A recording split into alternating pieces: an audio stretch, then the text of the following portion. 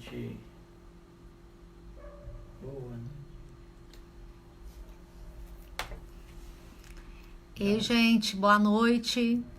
Obrigada quem está aqui com a gente hoje, que recebeu nossas mensagens, nosso cartazinho Você que a gente pode, está fazendo sobre esses lives. pode apertar o acenar aí, se a galera Eu tô apertando, o Augusto me falou para poder apertar o acenar, mas assim, eu tô fazendo isso totalmente assim, né, improvisado, com o auxílio de muita gente bacana que está me ajudando nesse projeto, nesses projetos. E aí já agradeço aqui quem que tá me ajudando, porque eu sou jurássica, né? Eu falo que eu nasci na década de 70, então tem um delay aí para poder as coisas acontecerem.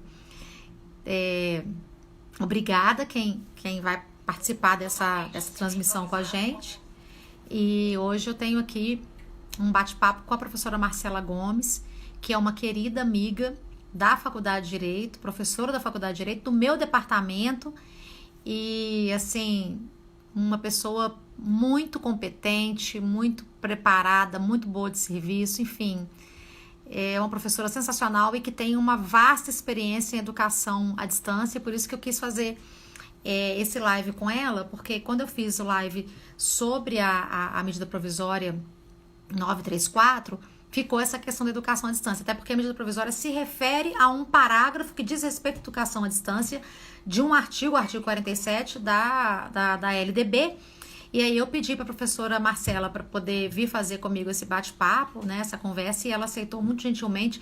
Eu vou tentar adicioná-la aqui, se der alguma coisa errada. Estou com pessoas me ajudando a assumir essa empreitada. É isso que a professora Marcela. Ai, ai, ai. Professora, já anunciei, já falei que você aceitou vir para poder fazer esse live desse tema espinhoso, que é a educação à distância. Já expliquei que nós somos amigas de departamento, muita gente sabe disso, os alunos comuns, e que você aceitou vir aqui para a gente poder discutir um pouco essa, né? A gente colocou a chamada como exploração, né, excessiva, os excessos do uso da educação à distância, mas para a gente poder tratar de alguns temas aqui mais específicos sobre educação à distância. Está me ouvindo? Ó, visualizar. Já foi. Thaís. Obrigada, Thaís. Vira um comentário desse seu, a Thaís, que é professora também, que homenageadas, que nós nos sentimos de você falar que nós somos boas professoras. Você também. Você também é uma parceira sensacional. Marcela, tá aí? Thaís, beijo, querida. Acho que tô. Eu acho Eu que tô falando. Eu tô falando que eu tenho um delay. Você é mais nova do que eu, mas a gente tem um delay do século passado para esse, para poder fazer essas coisas acontecerem. Olha aqui o Dudu Toledo aqui dando um tchau pra gente. Que saudades de vocês. Eu com saudade de você. Largou o direito para fazer medicina. Imagina se isso é explicável e se isso é perdoável. Brincadeira, adoro ele. Um dos melhores alunos que eu já tive. Marcelo, será que a gente consegue? Porque ela tá entrando e tá caindo. Tá me ouvindo? Tá me vendo? Tá? Tá ok? Ah, então tá. Aqui. você tá me vendo? Eu tô te vendo perfeitamente. Aliás, Tá tô me vendo a ouvindo sua coleção. também? Tô vendo sua biblioteca atrás de você. Então Ai, tá bom. eu tava comentando aqui antes de você entrar, eu fazendo a introdução, que no dia que eu fiz o live sobre a medida provisória 934, tinha lá um complicador, um imbróglio, que remetia ao artigo 47, parágrafo 3º da LDB, sobre a educação à distância. Aí eu falei algumas coisas sobre educação à distância, você na hora entrou e falou, não, Maria, mas isso não é educação à distância, vamos ter cuidado. E aí eu te chamei para poder fazer esse live comigo hoje, porque, né, na Faculdade de Direito, você, com certeza, é a maior especialista que nós temos em educação à distância. A gente sabe dos cursos que você oferece regularmente na plataforma, na proposta metodológica de educação à distância, vinculada ao CAED. Nós já trabalhamos juntas no CAED lá atrás, que eu te chamei para um projeto de educação de direitos humanos, e eu saí desse trabalho. E você segue hoje, é uma referência. Então, eu falei, gente, eu vou convidar a pessoa que mais entende disso da minha casa para conversar sobre isso aqui, porque o presidente colocou a gente no vespeiro. Afinal de contas, educação à distância, a discussão é só ensino superior. Temos que discutir na educação básica, porque está sendo explorado hoje o que chamam de educação remota, né? É educação, ensino online, e aí fica aquela dúvida toda, né? Se é educação à distância porque é distante do espaço físico, ou educação à distância é terminologicamente uma forma própria, técnica de oferecer a educação que você domina, você trabalha com isso, né, diretamente. E o que fica para a gente como prospecção para a gente poder seguir com esse processo também, que é muito útil nesse período da quarentena. Então, hoje de tarde, eu conversei com a professora Marcela, ouvi toda a explanação que ela tinha, porque ela que é a expert no assunto, e fui elaborando algumas questões aqui. Então, primeiro, eu quero te agradecer por ter vindo, né, contribuir com a gente para esse debate. E segundo, quero te perguntar sobre como que começou a educação à distância no Brasil, né? Que é educação à distância? O que as pessoas estão confundindo com educação à distância que não é? E como que isso, né, acontece no Brasil desde a LDB de 1996 e como que está esse panorama hoje do que nós chamamos de educação à distância e que pode não ser considerado educação à distância, mas também pode porque a lei não trazia esses formatos online que vieram depois e que hoje estão sendo aí amplamente utilizados. Como é que você faz essa avaliação meio que de contextualização histórica? Ok. Primeiro, agradecer o convite, né? E as imensamente gentis palavras. Eu não sou a maior expert de jeito nenhum, mas Sim. tenho trabalhado com isso há um tempo. Bom, a questão da educação à distância, num primeiro momento, ela surge realmente como uma educação na qual não estão no mesmo local professor e estudantes. Essa era a característica principal. E ela surge como uma decorrência da industrialização do conhecimento. Essa ideia de que todos agora terão que ter conhecimento para estar no mercado. E como os países, né, são grandes, são diversos, e o levar a educação presencial para todos é muito difícil, a ideia de colocar outros meios de conhecimento que pudessem fazer esse alcance de massa, ela está atrelada aí desde, né, a industrialização do conhecimento. Num primeiro momento, foram se utilizando os meios que se tinha para fazer essa educação à distância, né? A educação por correspondência, como aconteceu nos Estados Unidos, e no Brasil, o que pegou muito realmente foi a educação no rádio, né, por radiodifusão, e também na televisão. A gente já viu esses modelos, né, TV Escola e outros programas que eram muito comuns de educação. Mas hoje, né, contemporaneamente, quando a gente fala de educação à distância, a questão da distância nem é tão mais característica assim. Mas a interposição de mídias dentro do processo educacional. Ou seja, contemporaneamente, essa expansão tecnológica absurda que a gente vive com a internet, com o computador, ela criou meios novos de possibilidade de transmissão de conhecimento e também de informação, de comunicação, que passaram a se interpor nos processos educacionais. Sejam eles, às vezes, dentro de sala de aula, sejam eles à distância. Então, hoje, a mediatização, né, essa interposição das mídias, que é, de fato, definidora da educação à distância. Ou seja, primeiro, né? A gente tem que ressaltar as qualidades. Então, é um formato que socialmente atingia um número, né, um sem número de pessoas que não podiam estar fisicamente no espaço escolar ou no espaço acadêmico. E, no segundo momento, independentemente de estar compartilhando espaços, você está lá com o seu notebook ou com o seu iPhone dentro da sala de aula, inclusive dialogando com o professor e tendo acesso à nuvem, que passa a ser um espaço totalmente diferenciado sobre contatos humanos, independentemente da questão física. E aí vem uma colocação sua que me chamou muita atenção, que é a exploração midiática, como que a mídia começa a lidar com isso. Haja vista que você tem um aparato diferenciado que não faz mais distinção entre estar no mesmo espaço como estar em espaços diferentes, porque eu estou numa mesa jantando e tem um monte de gente com iPhone que não está comigo ali conversando. É aquela coisa do sartreano, assim, puxando para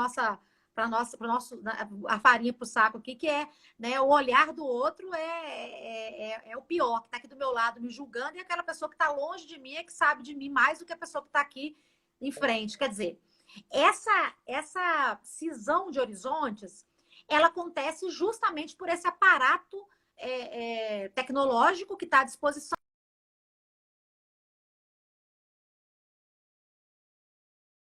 dessa expansão, né, exploração midiática e das pressões mercadológicas, sob o ponto de vista, né, pró e contra a educação à distância.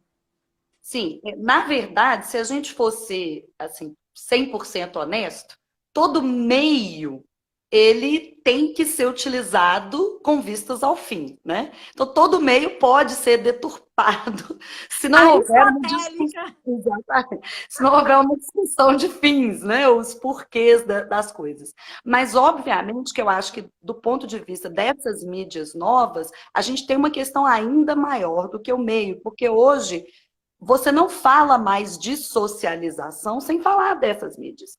Todos nós hoje estamos, desde sempre, conectados e sociabilizados na interposição que a internet faz, que o celular faz, que o laptop faz, que o PC faz, enfim, que todos esses aparatos fazem. Então, isso cria realmente novos desafios e novos perfis, inclusive, de sujeitos, né? Nas suas relações afetivas, nas suas relações sociais, nas suas relações educacionais, com certeza. Por outro lado, também, a gente não pode ser ingênuo de não avaliar que existem pressões de mercado também em relação à educação à distância. Querendo ou não, a educação à distância, nesses meios, que são muito potentes e transnacionais, ela possibilitou que grandes conglomerados de educação abarcassem ou abocanhassem uma fatia muito interessante de mercado, né? Que pode e que é mais, que tem custos às vezes menores, porque são custos fixos que se colocam uma vez ou numa manutenção, mas não são tão renováveis assim, e ao mesmo tempo um poder de atingir muita gente ao mesmo tempo, né? Enfim, há uma pressão de mercado que muitas vezes contraria uma discussão educacional, de fato, da utilização dessas plataformas. E outra questão, que é as plataformas estão aí, fazem parte da nossa vida e vão ficar e estão no processo educacional. Então não adianta discutir nem ingenuamente, não pode usar, né? É necessário e muitas vezes é fundamental num país do tamanho do Brasil e com as diferenças sociais que o Brasil tem, você possibilita muita coisa com a ferramenta. Por outro lado, a gente também não pode discutir sem pensar que o processo econômico e o processo de pressão mercadológica não podem ser aqueles que vão conduzir à questão, né? Pois é, uma questão que fica para a gente, Marcela, que nós, né, somos professoras da área jurídica, ou seja, nós temos essa perspectiva, né, de análise jurídica enquanto juristas, que a LDB, ela foi, na verdade, articulada num período anterior a esse boom que nós vivemos tecnológico. Então, na LDB, inclusive, eu estava conversando com você hoje que ela é super fragmentada, porque ela sofreu várias alterações, mas não houve alteração substancial quanto essa distinção de educação à distância e educação remota, ou educação online, ou ensino online. E aí, se a gente for no texto da lei, ele não nos dá subsídios para poder discutir o que é educação à distância, quais as técnicas de educação à distância, como que a educação à distância é prioritariamente pensada no texto da LDB e depois como que os processos cresceram a partir dali, sem essa limitação quanto a plataformas de rádio, de televisão. Quer dizer, a coisa ficou totalmente sem controle, porque você tem um universo depois da década de 90 que não era possível em 96. E aí, essa é que é a questão, né? Do que a lei falha no sentido de nos dar subsídio, suporte para a gente pensar hoje sobre educação à distância. Por quê? Porque os meninos estão em casa fazendo atividade. A Bárbara, minha filha, tem aula todo dia, online, a manhã toda, 4 horas, como se ela estivesse na escola. Isso não está previsto na LDB. Uma questão que eu te coloquei, que você falou, não, Maria, mas vamos pensar isso aqui com o Grano Salles, que é a questão da socialização da educação básica. Porque para nós fica parecendo que o menino tem que estar na escola, convivendo com o professor e com outros coleguinhas, para estar se socializando. E minha filha chega da escola e está lá no tablet, está lá no iPhone, conversando nos grupos de amigos, com mais presença do que lá na escola. Então, assim, quando você falou isso, eu fiquei pensando, de fato, o conceito de socialização também tem que ser adaptado, porque nós estamos vivendo uma outra era, uma outra sociedade. O que você pensa sobre essas lacunas da LDB e como que nós podemos contribuir para poder pensar em alternativas? Por que eu estou te perguntando isso? Porque a medida provisória 935, que foi quando 934, que a gente começou essa conversa, ela remete só à LDB, ela não fala mais nada sobre essas formas virtuais. E são essas formas que estão sendo exploradas, né, diariamente desde que começou a quarentena, sem as escolas terem pensado como que ia organizar isso. Depois eu queria que você falasse um pouco disso também. Mas como é que você comenta a lacuna legal, porque é uma lacuna histórica, não era possível ser diferente, e como hoje nós temos que enfrentar essa questão para poder encontrar alternativas?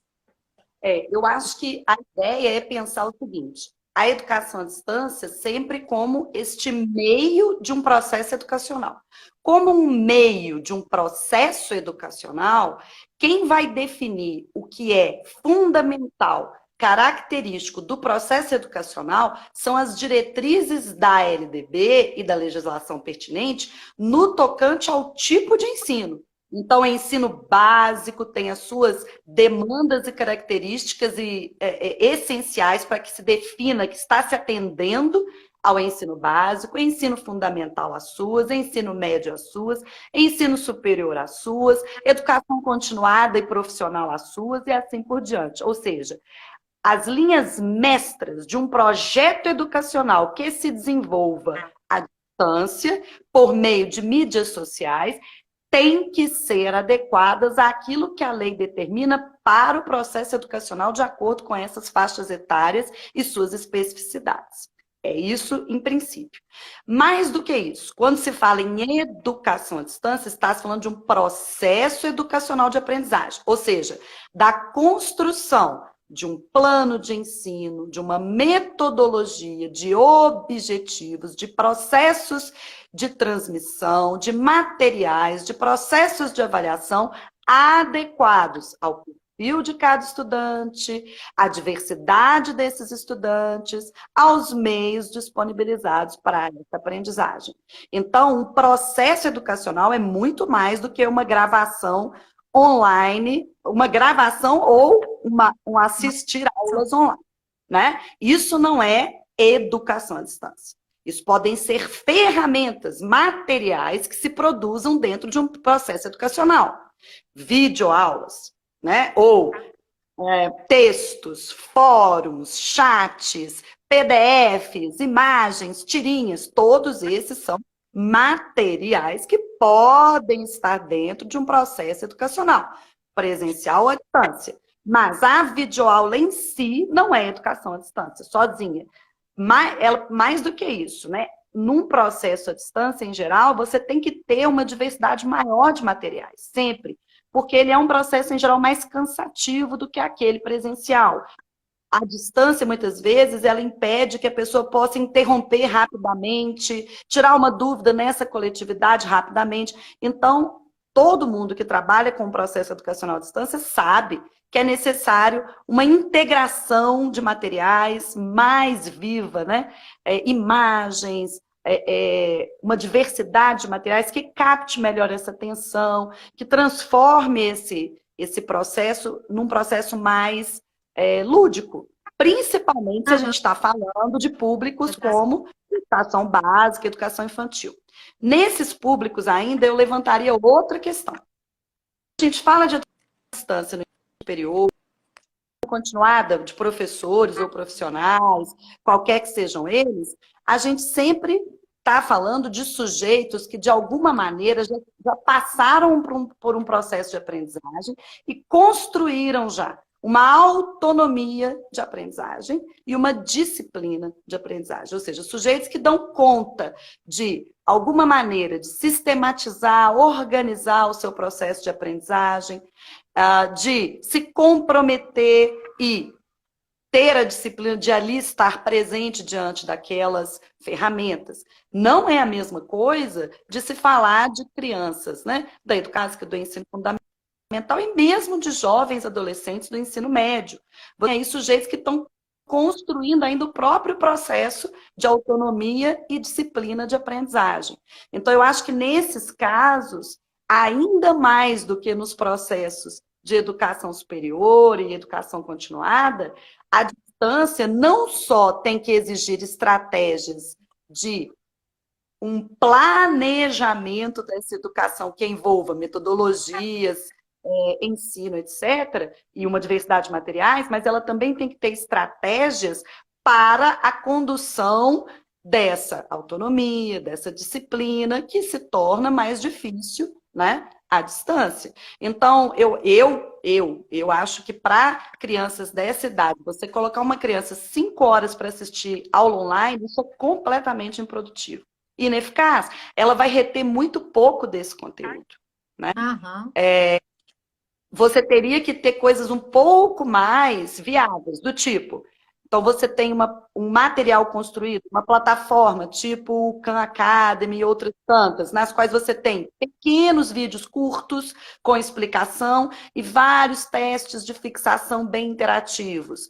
Aí o professor entraria 1 hora e meia, para falar um pouco daquele conteúdo, para ludicamente também provocar a criança. O que você viu no vídeo, ou mesmo o que você vai ver no vídeo, antecipar, tirar algumas dúvidas, e aí depois, sim, a criança poderia ter mais 1 hora, vamos pensar assim, de esse trabalho autônomo, com a supervisão dos pais, obviamente, vai depender numa distância dos pais, porque estamos falando de sujeitos ainda não tão autônomos, para ver esses vídeos, fazer esses exercícios. Mas mesmo assim, 2 horas e meia, 3 horas por dia, já é bastante para um processo de aprendizado deste, né? Com esse público. Eu acho que, de outra maneira, isso acaba ficando desperdiçado. A criança não vai reter esses conteúdos e vai ficar cansada, muito daquilo ali não vai ficar fixado, não vai ter a interação, a parte lúdica que ela precisa, o apoio, o incentivo,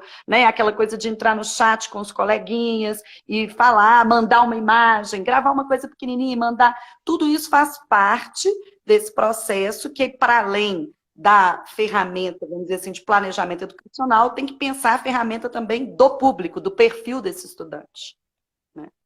O que eu estou percebendo aqui, Marcela, fazendo uma síntese assim, super apertada, é que, primeiro, a educação à distância tem que supor uma autonomia do sujeito, do educando, uma metodologia adequada para que aquilo possa realmente ter eficácia, né? No que tem acontecido, que nós estamos vendo aí uma espécie de assim, necessidade galopante de passar conteúdo de qualquer jeito, e aí falta um aspecto que você está colocando, que é a metodologia testada. Porque a minha menina, né, as nossas meninas, os nossos meninos, eles estão acostumados com a sala de aula. De repente, aquilo é passado de uma maneira que o professor não se preparou, os meninos também não estão preparados, e por mais que eu diga que os nossos filhos estejam aqui no WhatsApp, nos joguinhos, na vida online, não é na perspectiva da forma que eles entendem simbolicamente a transmissão, consolidação e compartilhamento de experiências e de conhecimento, tal como é no ambiente escolar. E aí o que me preocupa é o fato de os professores estarem lançados nessa rinha agora, porque o professor tem que se virar e passar como ele faria na sala de aula, adaptado ao ambiente online, sem ter preparo para isso, sem ter combinado antes, sem ter se estruturado, sem mencionar que professores, de modo geral, professoras em particular, estão em casa como nós, dando conta da vida escolar dos nossos filhos, né?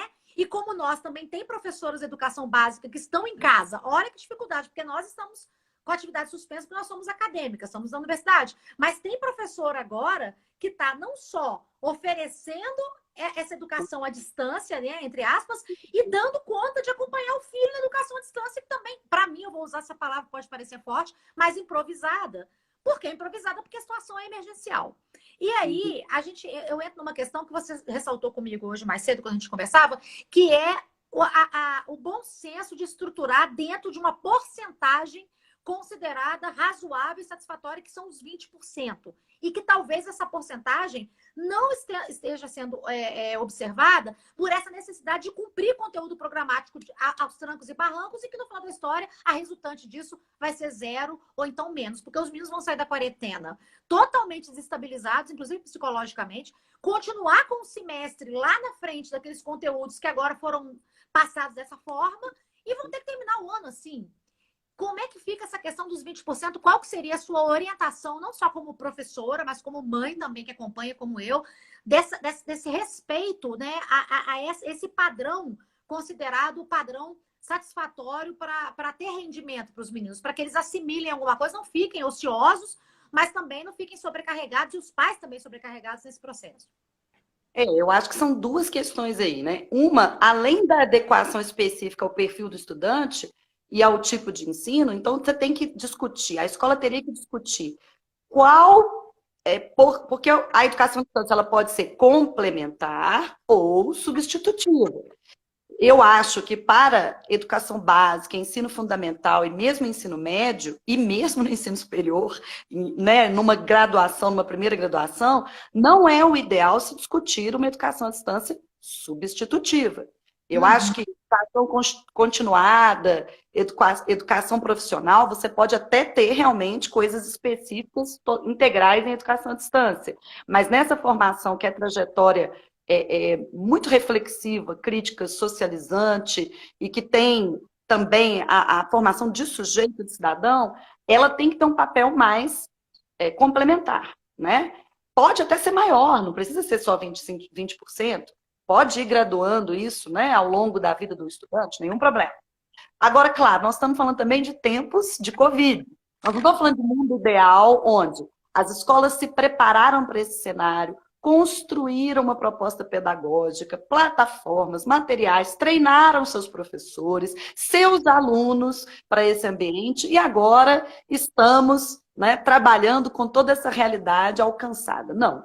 O que acontece é as escolas foram pegas de surpresa e estão correndo atrás do prejuízo.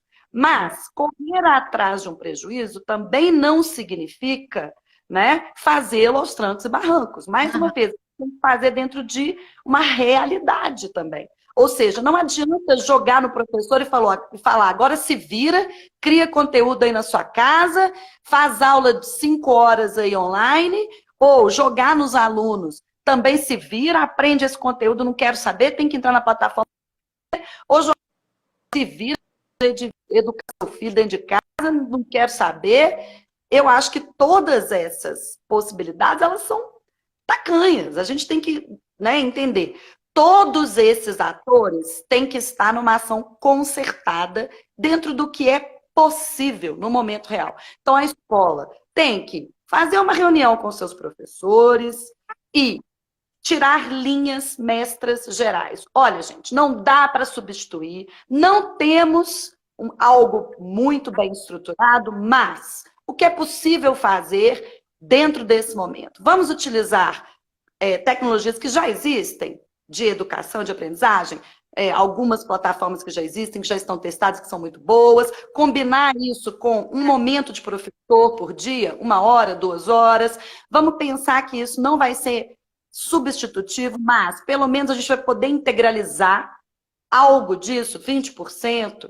Vamos trabalhar com o limite legal, mas talvez mais um pouco, quem sabe, tendo em vista o Covid, 25%, 30%, e depois nós vamos ter uma reposição melhor, porque esses alunos não ficaram parados, tiveram um processo de aprendizagem bom, qualitativo, e vão seguir bem também nessa reposição. Professor, como nós podemos auxiliá-lo aí? Um contato também semanal com a coordenação pedagógica, indicações do que pode ser feito, que material pode ser substituído. Eu não tenho uma banda de internet muito boa, eu não tenho um material X ou Y, mas eu tenho um texto aqui, eu tenho um link, né? O que eu posso usar? Ou seja, tem que ter um trabalho concertado. E a mesma coisa com os pais. Tem que fazer uma reunião virtual com os pais também, por meio de associação de pais, para dizer, olha, pais, Vocês também não podem assumir tudo, mas vocês também estamos no momento de Covid, vocês também serão necessários nesse momento. Então, 2 horas de dedicação por dia, olha, é à distância, não precisa ser no mesmo horário. Então, vamos construir alguns horários aqui também. Quais são os melhores horários? Tem um horário pela manhã, tem um horário à tarde, tem um horário mais no fim da noite, no início da noite, por exemplo. É claro, tudo isso aqui eu estou tirando da cabeça, mas obviamente que isso, as escolas, principalmente de educação básica, fundamental, ensino médio, têm que tirar essas diretrizes conjuntamente com a sua comunidade. E o apoio é concertado. Isso não é tarefa nem só de um nem de outro. E dentro do que é possível fazer agora. Né? Também nós não vamos ter o ideal da educação à distância, mas nós também não estamos tendo o ideal da sala de aula. É o que dá para fazer.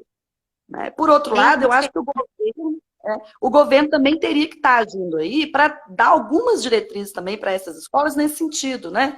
Mínimos que podem ser integralizados e máximos, como que essa carga horária pode ser distribuída aí ao longo do dia. O governo também teria que estar fazendo essa discussão, porque também ele acaba deixando para cada escola fazer isso individualmente, e obviamente que aí nós vamos ter gente mais afoita, mais em pânico, gente mais reflexiva, quer dizer, você vai ter um cenário muito diverso, né?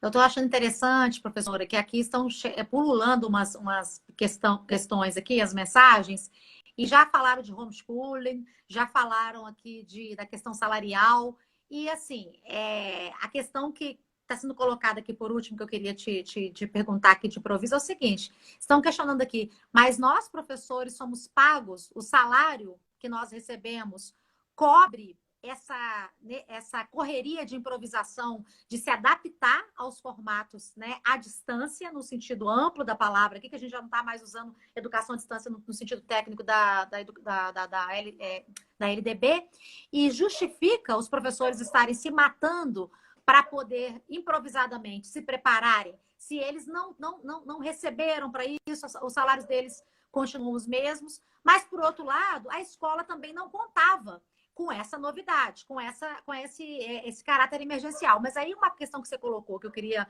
linkar aqui, é o seguinte: a lei que trouxe a situação de exceção para o nosso sistema, a Lei 13.000, eu não vou arriscar o número aqui, que eu não estou com ela aqui na minha frente, a Lei 13.000, 13...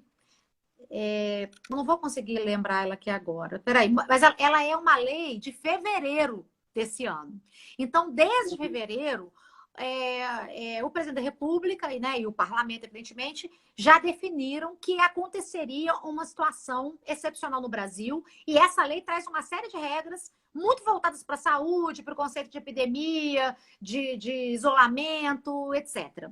A minha pergunta para uma professora, que eu sei que, né, é engajada na vida acadêmica como eu, é o seguinte: por que a educação não foi suscitada nessa lei? A lei é de fevereiro. Eu queria falar o número dela aqui, sabe? A lei 13.790. Não, essa é de 2019. Eu quero a lei de 2020, amor. A lei que foi promulgada agora em fevereiro para poder instaurar a situação emergencial em função do coronavírus. Ela é de fevereiro. Eu vou achar o número, vou digitar aqui enquanto a gente estiver conversando. A educação não foi suscitada. E agora fica essa questão, né, da própria escola ou os próprios professores sem condição nenhuma de fazer reunião online, porque ninguém fazia isso, as reuniões eram presenciais, se virar para poder dar conta do recado. Então, eu tenho aqui duas questões para te provocar. Primeiro, uma com base nessas provocações que estão vindo aqui. Quem não tem acesso, Maria? Todos os estudantes possuem equipamentos para acompanharem as aulas, né? A lei 13.000, professora, é 13.979,20. Obrigada, Lucas. É a 13.979, agora de fevereiro, que já previa, né, esse caos que nós estamos vivendo. Não falou nada de educação. A minha pergunta: qual é a obrigação do professor, coitado, que está em casa agora, dando conta dos seus meninos sendo formados à distância e dando conta de fazer à distância, e reunião, e adaptação, e concertação, igual você está sugerindo, nesse tempo que é muito curto e tem que sair a coisa, sem ter nenhuma diretiva, né? Você colocou aqui, não tem diretriz nenhuma. E na medida provisória, Marcela, que é a 934, que foi que eu fiz a live, que as pessoas me pediram para fazer agora essa da educação à distância com você, ela não tem nada sobre encaminhamentos, exceto no artigo 2º, que prevê lá no parágrafo do artigo 47, que o presidente fez questão de destacar esse parágrafo, dizendo o seguinte: na universidade, a presença na sala de aula de alunos e professores é obrigatória, deixando a educação à distância só para os casos em que os projetos prevejam. Então, você trabalha com educação à distância na universidade, né? Você mexe com isso o tempo todo. Então, são duas questões. Primeiro, como lidar com uma legislação lacunosa, com uma política pública deficitária, sob o ponto de vista, né, de previsão para o que os professores iam fazer, porque nós estamos falando aqui de fevereiro, nós já estamos em abril. E a medida provisória, Marcela, saiu semana passada e continuou não dando satisfação. A medida provisória é super sintética. Como você avalia esse vácuo, né? Como é que os professores têm que se virar agora para poder resolver? E como você avalia, assim, o cabedal, as condições que a UFMG tem para poder oferecer educação à distância de ponta, porque nós temos o CAED, que é o nosso Centro de Educação à Distância, você trabalha sempre com os projetos dele, como é que a gente poderia contribuir, como é que esse cenário poderia ter sido configurado de uma maneira diferente, se lá na lei já tivesse a previsão de um diálogo da própria universidade, até para ajudar a educação básica, e essa medida provisória trouxesse aí algum encaminhamento nesse sentido. É exatamente aí que eu acho, né? Que é a grande falha. Nós temos um governo que está tarantado no tomar decisões e no gerar condições para um momento emergencial de crise, né? Eu entendo que emergências e crises, elas nos pegam, sim, sempre com algum grau de surpresa, mas eu não acho cabível nesse caso, porque de alguma maneira a gente avizinhou, né? O que estava acontecendo nos demais países do mundo levou um tempo para chegar no Brasil, a gente teve tempo para se preparar, mais tempo do que muitos outros lugares tiveram. Demonstra realmente um descaso, uma negligência absoluta do governo com a educação, como a gente sabe, né? Que só ia acontecer. Só ia acontecer no Brasil, né? Mas, por outro lado, é exatamente isso. Eu não estou dizendo aqui que o professor tem que se virar de maneira alguma. Pelo contrário. Só vai ser possível fazermos algo nesse cenário que seja proveitoso para estudantes, professores, escola, do ponto de vista de todos, se houver uma concertação que envolve, inclusive, o governo em fornecer os substitutivos, inclusive, para aqueles que não têm acesso. A gente tem condição de fazer isso. O governo do estado tem uma rede aberta de educação com televisão, né? O governo federal também. Então, é o momento da gente usar o AB, é o momento de usar a rede do Estado de Minas, é o momento de fornecer isso para as escolas públicas. Então, aquele aluno que não tem um celular com 4G, né? Que hoje não é, hoje a maioria tem, não é o ideal, né? Que não tem um laptop, um desktop, uma internet em casa, mas tem uma TV. Né? Nós temos um sistema de rádio no Brasil, enfim, era o momento do governo estar, definindo diretrizes, o que é possível que as escolas façam, aproveitem posteriormente e que estrutura elas poderiam utilizar em convênio com o Estado e também, claro, aí a UFMG tem um papel muito bom, porque a UFMG tem materiais, técnicos, profissionais, altamente gabaritados para dar apoio às escolas nesse momento, o que é possível fazer, que tipos de materiais, disponibilização de links, disponibilização de condições, enfim, né?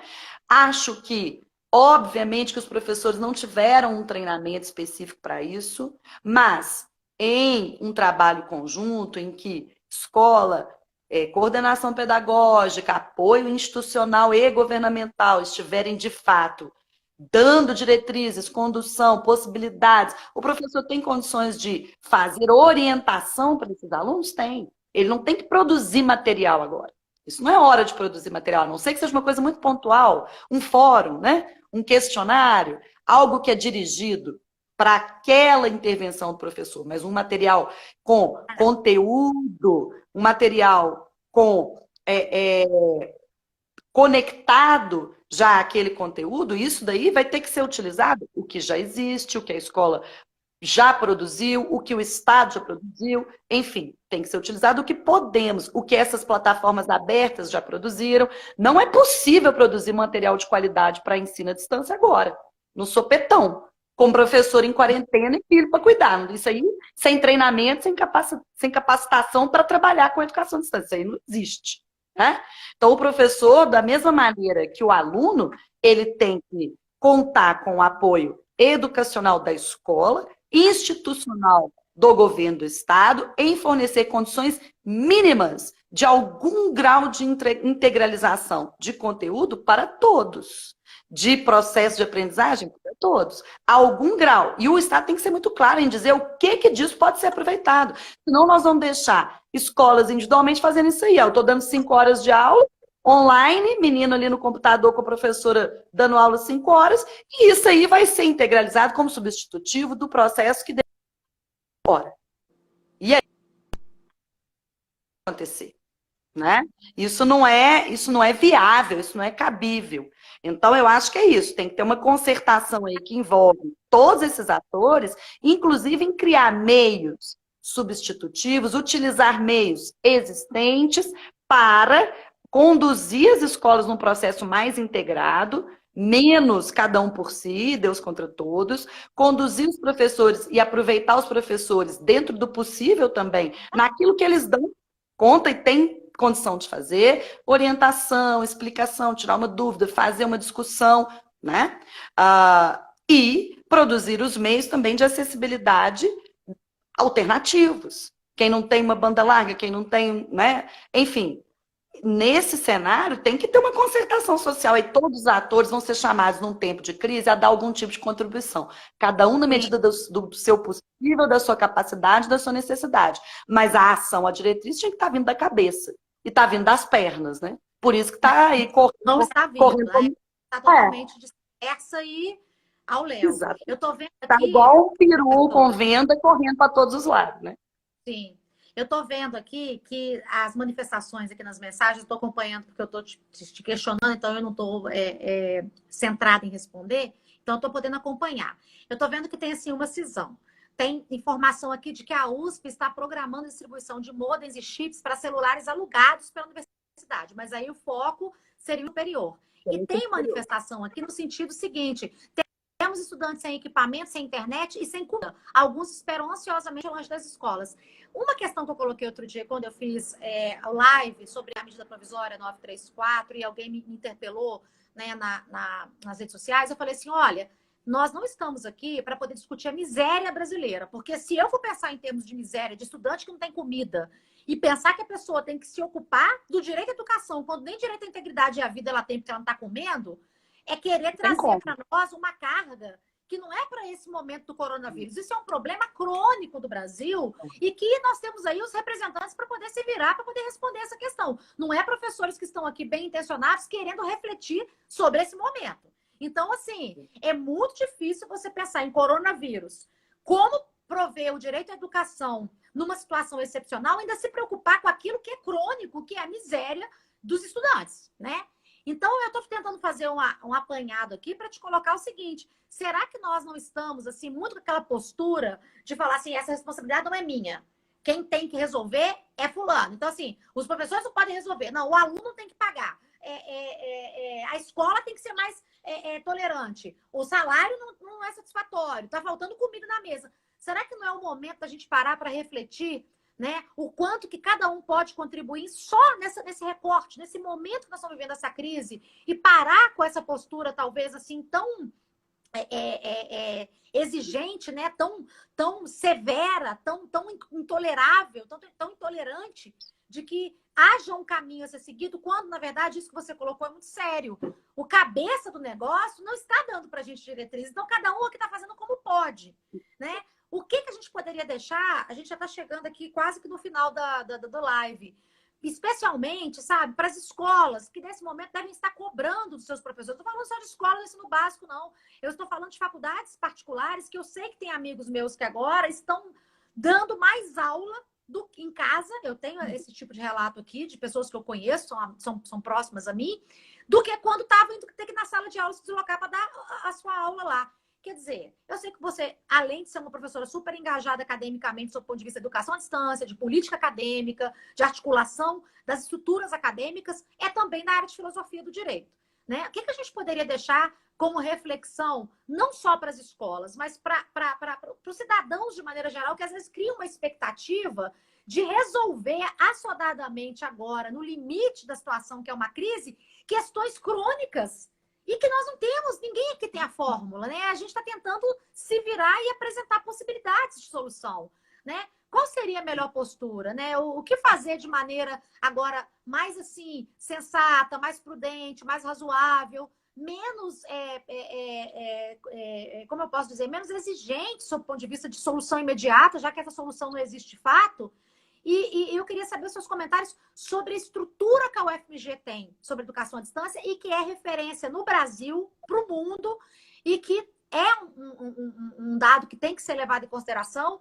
Não obstante, a gente não está oferecendo agora, né, a formação em loco, porque nós estamos afastados da sala de aula, mas existe esse aparelhamento. Quais que seriam as suas reflexões assim, conclusivas sobre isso tudo que nós estamos lendo aqui, que eu estou colocando para você, como uma professora que quer contribuir com esse processo agora?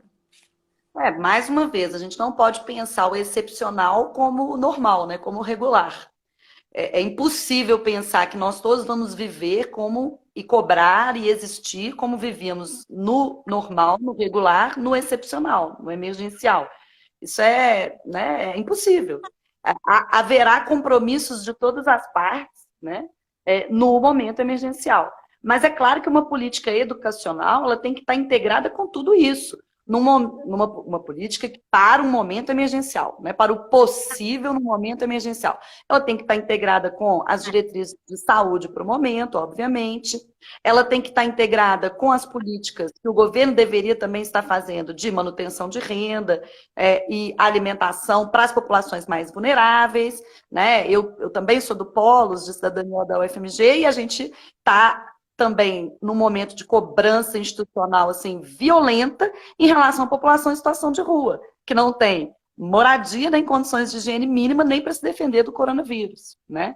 Então, quando a gente está aqui falando de política educacional para esse momento emergencial e da EAD, talvez como algo que possa ser utilizado, não no seu ideal, não no seu momento regular, mas como algo excepcional e muito bem planejado dentro das capacidades de cada ator neste momento, ela tem que ser uma política de Estado, obviamente, né? E integrada com outras, que para esse momento emergencial são extremamente necessárias. Nada disso está fora disso, né? Está fora dessa consideração, obviamente.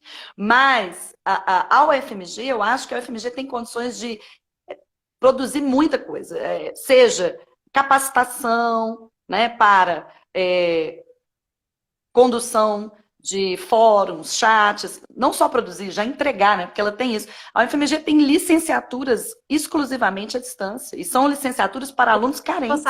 Para alunos, sim. São 5 ou 6 licenciaturas que ocorrem integralmente à distância, por meio do CAED, para alunos carentes, alunos que não têm condições financeiras, econômicas, tecnológicas, como os demais que estão presencialmente na universidade, muitas vezes. Né? Não que eu esteja dizendo que nós também não tenhamos alunos carentes no momento, no ensino presencial, mas eu estou dizendo que inclusive essas licenciaturas foram criadas para atender exatamente um público carente, que não tem acesso à universidade.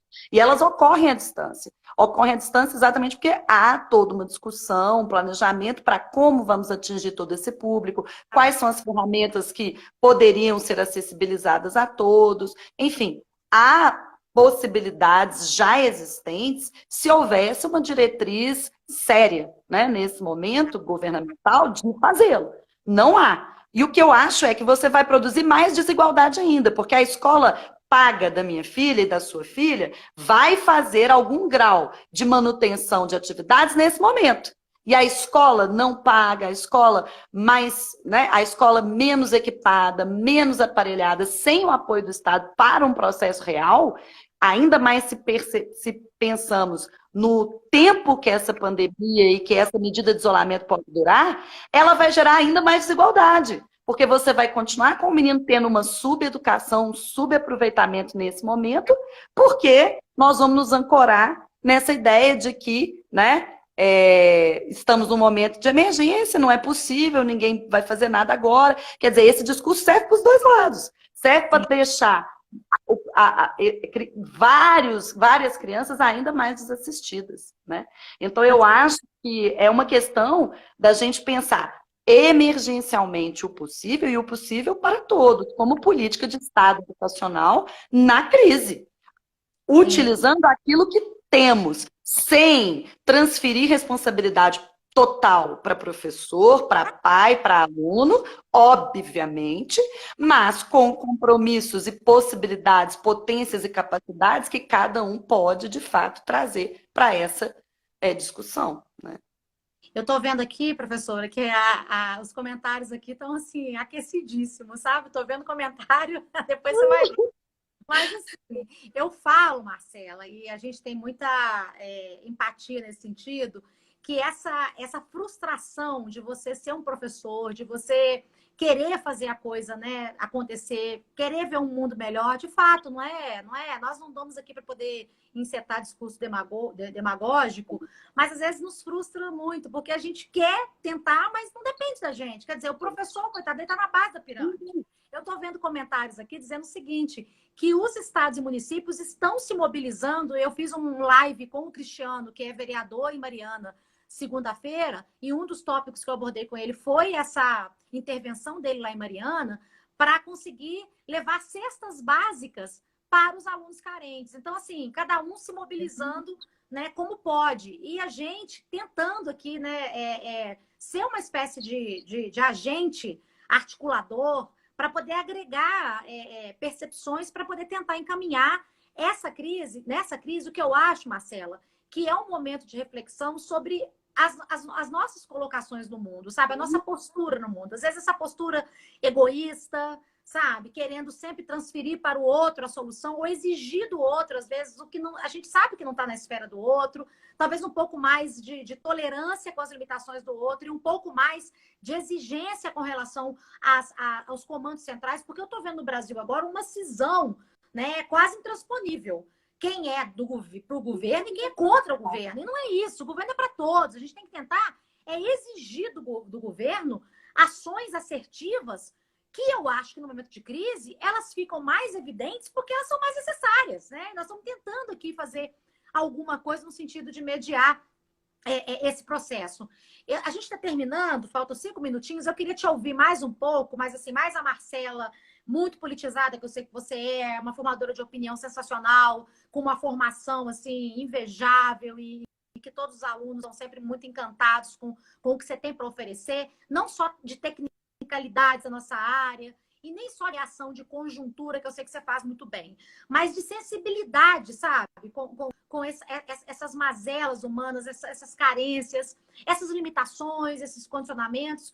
Como é que você percebe, né, nesse momento de crise, essa espécie de lição? Nós estamos aprendendo da pior maneira, talvez, a sermos mais generosos, mais pacientes, mais tolerantes. Nós somos muito intolerantes. Você, enfim, tem aí relatos excepcionais do ano de 2018, como fomos intolerantes, né, com relação ao processo eleitoral, com relação a posições diversas. E nós estamos vendo agora que a de verdade está sendo o único caminho criativo para a gente resolver esse sofrimento grande que nós estamos vivendo. Assim, como é que a Marcela, cidadã, mãe, né, acadêmica também, como é que você avalia esse processo e como que a gente pode construir a partir dele? Eu acho que, assim, por um lado, a gente tem uma certa tristeza, né, Maria? Porque a gente chega num momento da civilização de tantos recursos materiais, tecnológicos, educacionais, de conhecimento, de exploração, e a gente se percebe, mais uma vez, numa crise que não é uma crise de recursos, ela é uma crise de humanidade, como sempre, né? Ela é uma crise na qual falta humanidade, falta aquele grau de humanidade de se ver integrado numa rede coletiva, na qual ninguém se faz sozinho e nem do nada, Todos estamos muito interconectados para nascer, para ser educado, para comer, para vestir, para viver, para ser sujeito. E a gente fica querendo sempre nesses momentos se isolar num discurso individualista. O que eu quero, o que eu preciso, o que eu tenho que fazer. E esquece realmente de viver como coletividade, de agir como coletividade. Isso começa, inclusive, das instituições, do governo, né? Um plano emergencial para viver uma crise sem tempo determinado, ele tem que pensar em todos os dispositivos constitucionais. É claro que eu sei que ele tem uma premência da saúde, claro, tem uma premência da renda, da manutenção de renda, claro, mas nós vamos viver 8 meses sem educação, sem lazer, sem segurança, sem os outros direitos, e ainda mais pensar nesses sujeitos vulneráveis. Ele tem que pensar naqueles que não têm condições de estar numa moradia, isolar. Como é que nós vamos... Porque a vulnerabilidade social, ela ainda torna esse sujeito mais ainda, né, suscetível a um efeito desastroso da pandemia. E, na verdade, a gente vê uma desarticulação, um discurso de não responsabilização, seja também nosso, eu acho, como cidadão, muitas vezes como mãe, sim. É aquela história, né? Eu sou uma mãe profissional, eu trabalho, e tá difícil, tá difícil. E tá difícil também exatamente por isso. Joga no professor. Ora, um professor ficar 5 horas numa tela não é produtivo para ele, não é produtivo para o estudante, né? Deixa a vida dele dentro da quarentena desassistida. Isso não é, isso é um absurdo, né? A mesma coisa, um pai ter que dar conta de dar todas as disciplinas, todo o apoio para o seu filho nesse momento, como se ele fosse um substituto didático também, é absurdo. Quer dizer, uma coisa é o professor, dentro das suas capacidades, colaborar com um plano consciente, responsável, de aproveitamento educacional possível na crise. Um pai colaborar com o seu filho dentro de casa também, dentro das suas capacidades e limites, dentro de um plano responsável dentro desse momento, ok? Isso é uma coisa. Outra coisa é a gente fazer isso, né? Todo mundo lava a mão, não é responsabilidade de ninguém, e nós vamos debelar e atender os direitos constitucionais de todo e cada um dos cidadãos como? Dessa maneira, né? Se você não vê um plano concertado de maneira alguma. Ou seja, sei lá, se a gente tiver que ficar em quarentena aí 5 meses, 6 meses, a própria ideia de um retorno, ela tem que ser construída durante a crise. Porque nós vamos retornar para o quê?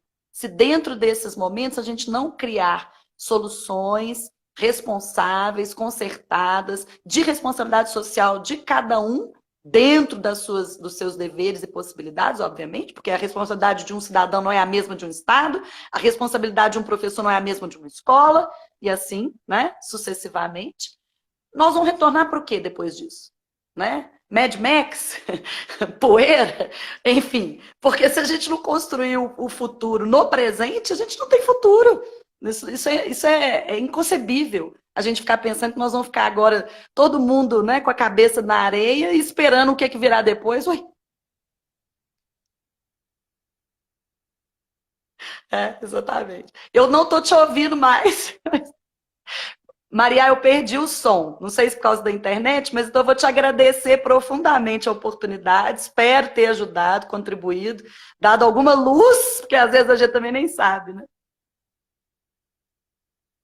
O som, ela. Tentar de novo.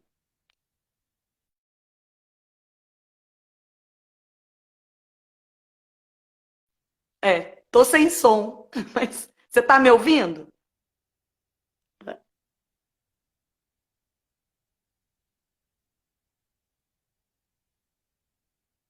Tô sem som mesmo.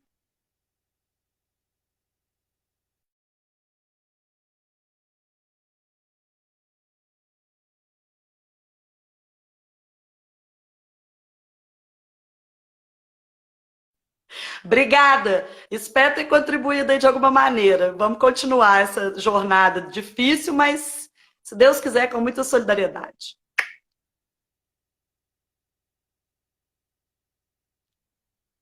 Então, tchau.